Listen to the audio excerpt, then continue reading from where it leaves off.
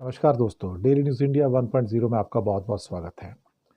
दोस्तों, चीन ने ब्रह्मपुत्रा पे दुनिया के सबसे बड़े डैम का काम शुरू कर दिया है।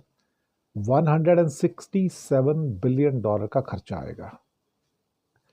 300 बिलियन किलोवाट बिजली पैदा होगी और ये जो उनका अब तक का जो सबसे बड़ा बांध है, थ्री गॉर्जेस डैम, उससे भी बड़ा है और ये ब्रह्मपुत्रा के ऊपर होगा, तिब्बत में होगा।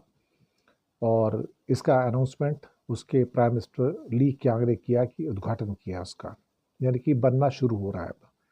167 बिलियन डॉलर की कॉस्ट होगी और शायद कई साल इसको लगेंगे, 10 साल तक लग सकते हैं, 8 से 10 साल लग सकते हैं इसको बनने में।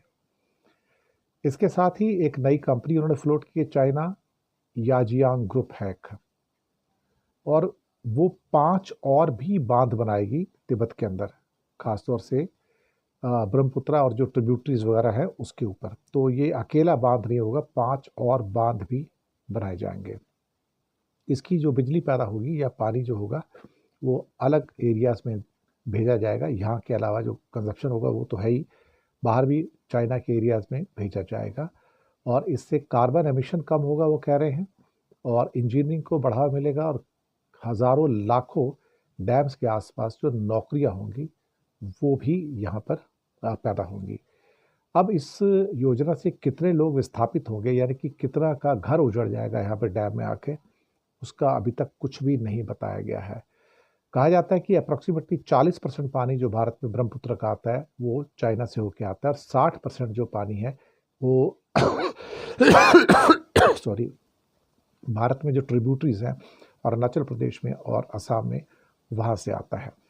तो अगर यहाँ का जो पानी है जो पूरा का पूरा एक जगह जाके यू टर्न लेती है पूरी नदी और भारत में अंदर आती है, गहराई में गिरती है फिर, तो भारत को उससे बहुत खतरे हो सकते हैं। ये नदी करीब करीब 3000 किलोमीटर की दूरी तक प्रभावित करते हुए फिर अरुणाचल प्रदेश, आसाम और फिर बांग्लादेश चली जाती है। तो सांगपो इसका नाम है, तिब्बत के अंदर सांगपो। भारत में इसे ब्रह्मपुत्रा कहते हैं, बांग्लादेश में इसको जमुना के नाम से कहा जाता है। एक बूढ़ी ब्रह्मपुत्रा के नाम से भी उनकी वहाँ पे एक क्या कहते हैं नदी है, वो भी इसमें आके मिलती है बाद में। करीब करीब 20 लंबी इसमें टनल्स होंगी, 20 किलोमीटर लंबी कई टनल्स होंगी, जिससे ब्रह्मपुत्र की धारा को मोड़कर दूसरी साइड में ले जाया जाएगा और यहाँ पर जो पानी का प्रवाह है वो कंट्रोल्ड हो जाएगा। ऑस्ट्रेलिया के जो थिंक टैंक है लोवी इंस्टीट्यूट, उनका एक रिपोर्ट आई थी, उनका कहना है कि इस रूप से चाइना का भारत की अर्थव्यवस्था पर पूर्ण नियंत्रण हो जाएगा नदियों के द्वारा, क्योंकि सतलज का फ्लो ऑलरेडी 75% कम हो चुका है और इस सो कॉल्ड इस बांध के द्वारा वो कभी भी बिना सूचना के पानी बड़ी संख्या में छोड़ सकता है, जिससे अरुणाचल प्रदेश और आसाम के इलाकों में हालात बद से बदतर हो सकते हैं और हजारों लाखों जो वन्य पशु हैं और दूसरे पशु हैं उनकी भी मौत की संभावनाएं यहाँ पर बन जाएंगी।